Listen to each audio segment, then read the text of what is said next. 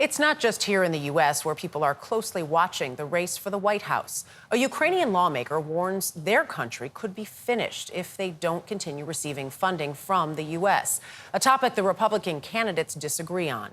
Nikki Haley expressed continuing support for the country, while Ron DeSantis is against sending more money. Chris Livesay is in Lviv with the Ukrainians who worry it's all on the line right now.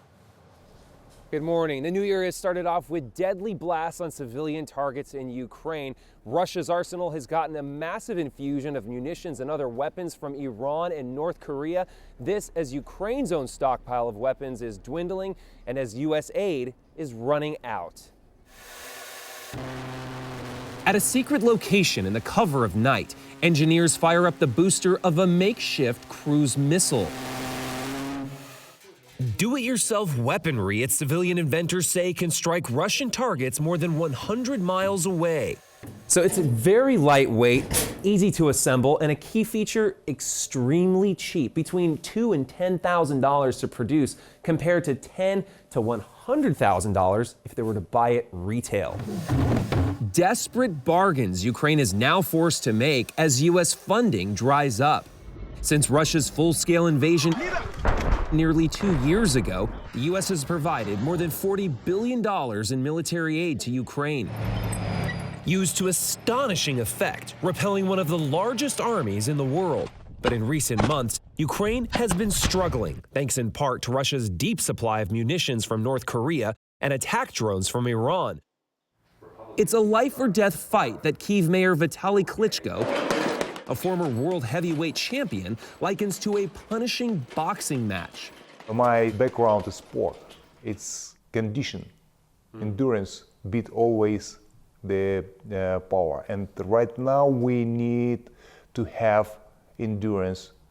We need to be strong in this long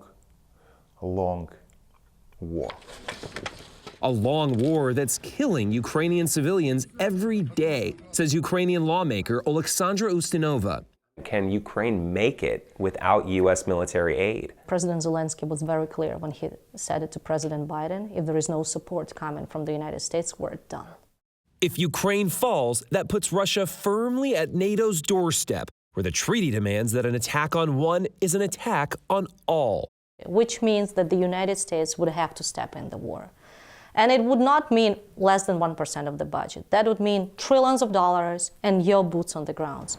A point not lost on displaced Ukrainians like Larissa and her son Mark, who lived for 8 months under Russian occupation. If Americans don't pay with their tax dollars for Ukraine to fight against the Russian invasion, she says, they will eventually have to pay with their lives like we are.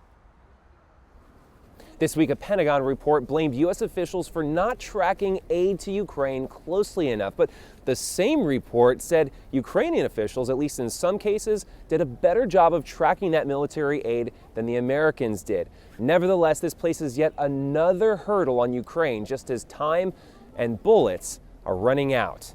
For CBS Saturday Morning, Chris Livesay, Lviv.